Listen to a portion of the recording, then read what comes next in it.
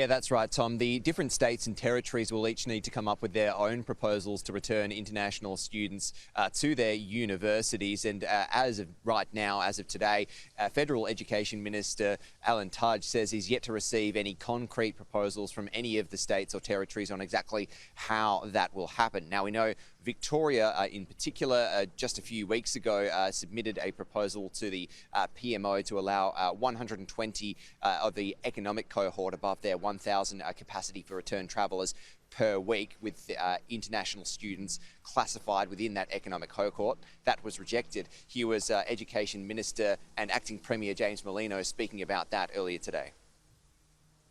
They want it separate to the cap, and we've made it clear that our cap is 1,000, and we can do a further 120 for economic cohorts.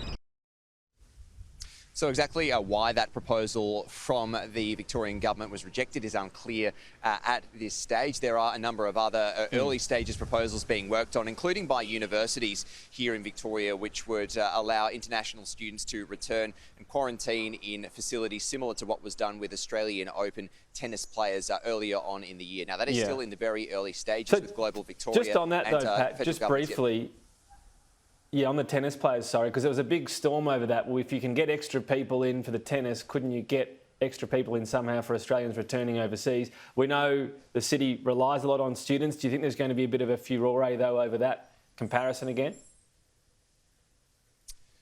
Well, we know that in Victoria especially, there's a huge contingent of international students, and so for the economy it's extremely important whether people will react the same way to returning international students as they did to Australian Open tennis players who came here earlier in the year. Well, that's yet to be seen, and we probably won't see it until those proposals get off the ground. They are still all in the very early stages, and the state-based agencies are yet to hand any of that over to the federal government, who'll need to rubber stamp it. So it still might be some way off, Tom.